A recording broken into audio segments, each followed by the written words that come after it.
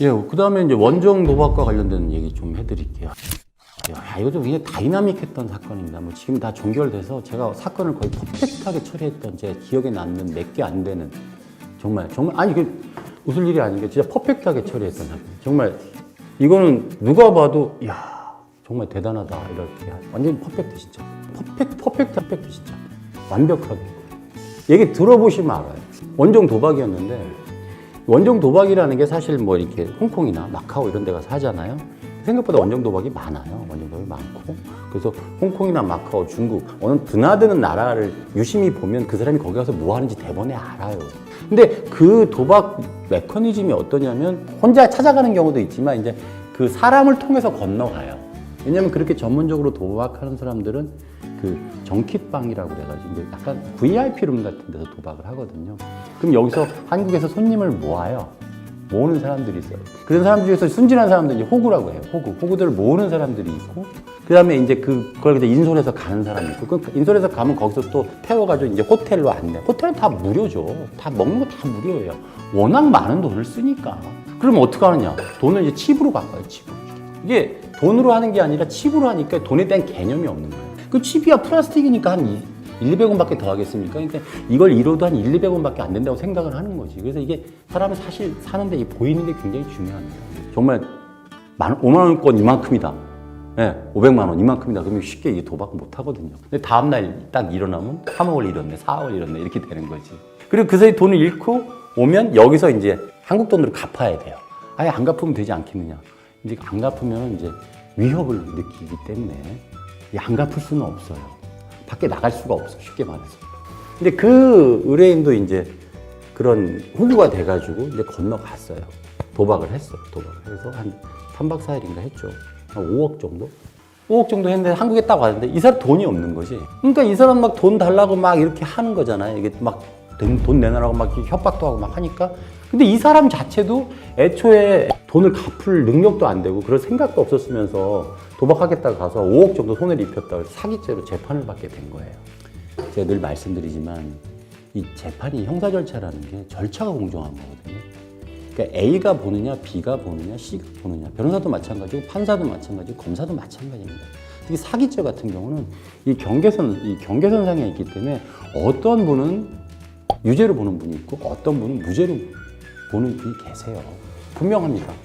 그러니까 누구한테 이게 되느냐가 되게 중요하거든요. 그래서 그 대신 절차는 누구한테나 대충 90% 이상 절차는 다 비슷하게 해줘요. 근데 그 결과에 대해서까지 공정하다고 생각하면 누구나 똑같은 결과다? 그건 아닌 거예요. 그렇잖아요. 내가 생각하는 거랑 이 사람이 양심, 법감정이 다른데 어떻게 똑같을 수가 있어요. 근데 이 사람이 재판을 받게 돼서 제가 변호인으로 선임이 됐죠. 야, 근데 재판하러 딱 나가면 이 방청석에 좀 약간 무서워 보이는 사람들이 몇 분이 이제 앉아 계세요.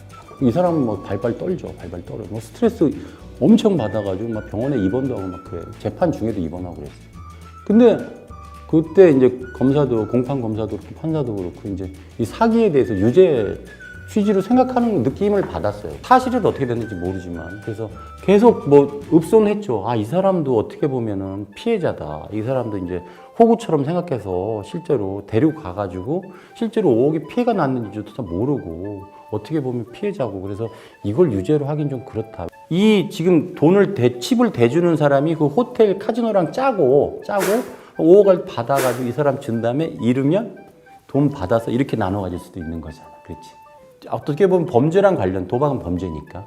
그 나라는 합법일지 모르지만 우리나라는 도박을 금지하기 때문에 외국 가서 범죄를 저지르더라도 처벌을 받거든요.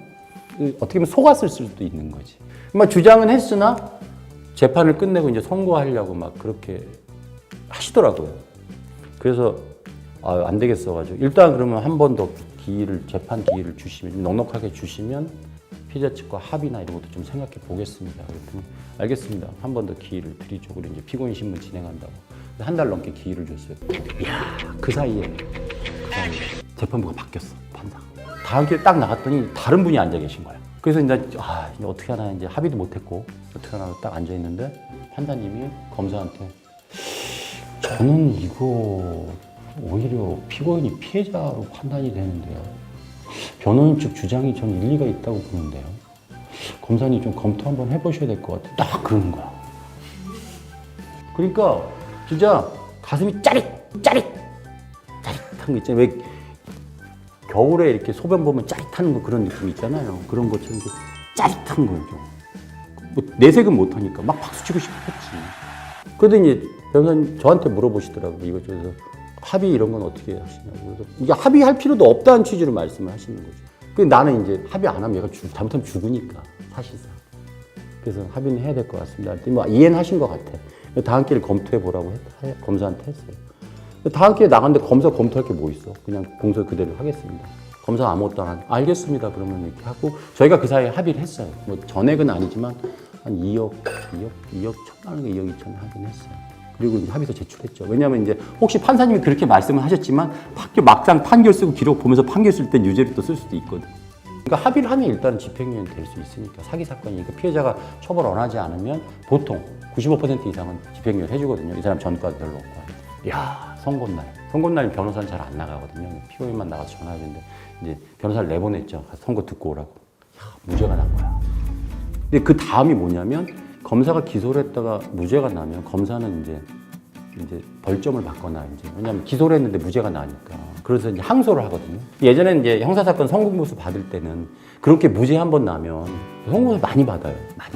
근데 선고무수가 없어졌기 때문에 그때 약정도 안 했어. 착수금 받고 말아서. 그럼 이제 변호사로서는 사실 경제적 관점에서 기대하는 건 뭐냐면 검사가 항소를 해서 2심 가서 또 수임료를 받고 이제 심급별로 받으니까 2심에서 또 받고 또 3심 가서 또 받아야겠다. 그래서 사건 하나 무죄 이렇게 만들어 놓으면 한 몇 개월은 편해요. 그 사건 때문에. 경제적 관점에서 야 검사가 항소를 안 하는 거야. 일주일 안에 해야 되는데 일주일 동안 이제 봤어요. 계속 사건 대부분 나이 사건 검색 들어가서 봤죠. 저도 보고 비서도 보고 봤는데 마지막 날까지 항소를 안 했어요.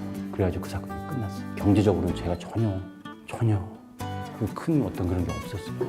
근데 무죄가 나와가지고 그게 아까 제 초반에 말씀드린 것처럼 사건을 워낙 퍼펙트하게 하면 퍼펙트 진짜 워낙 퍼펙트하게 한다는 건 뭐냐면 그냥 아예 유죄될 싹을 다 말리는 거죠. 이건 뭐 100번 재판을 해도 안 되는 걸로 이렇게 너무 단도리를 하면 검사가 항소를 안 해요. 제가 두 번째 경험, 옛날 뇌물 사건 한번 그렇게 했다가 항소 안 해가지고 그것도 경제적으로 되게 좀 슬펐던 적이 있었는데 퍼펙트 진짜. 이번에도 그래가지고 항소를 안 해가지고 그냥 말았어요. 그러니까 의뢰인도 그냥 그때 술 한 번 사고 끝난 사건이었습니다. 그래서 술만 마시고 그래도 어떻게 내가 항소 안 해서 내가 너무 슬퍼 이럴 수는 없잖아 나는. 그러니까 잘 됐습니다. 잘 됐고요. 하여튼 앞으로는 도박하지 마시고 막 하기 싫은 얘기 계속 한 거지. 도박하지 마시고 막 그냥 앞으로는 좀 사세요. 막 이렇게 얘기를 했어요. 근데 이렇게 완전 무죄가 나버려. 완전 무죄 받기 어렵거든요. 완전 무죄가 나버리면 그 검사가 항소까지 안 하고 변호사는 그냥 명예만 얻는. 어쨌거나 도박을 하면은 그런 사기 도박도 있고요. 사기 도박도 있고 그런 것들이 이제 그 환칙이라 그래가지고 이제 그 세금 포탈이라 이런 문제도 있기 때문에 도박은 하지 마셔야 되고 특히 어느 특정 나라를 계속 들락날락 하시면 수사기관이나 이 세무관서에서 유심히 쳐다보고 있기 때문에 각별히 조심하셔야 되고 특히 마약 하시는 분들은 외국에서 마약을 손에 대고 인천공항 통과하시면 그 손만 대도 그 식별하는 기계가 있다는 거 알아두셔야 되고요. 도박을 끊으려면 도박한 기간에 한 2배는 더 걸린다고 합니다. 그래서 하지 마세요. 예, 제가 지금까지 드렸던 말씀 마음에 드시면 좋아요, 구독, 알림 설정 해주시고요. 더 궁금하신 점 있으시면 댓글 남겨주시기 바랍니다. 제가 성실하게 답변 드리도록 하겠습니다.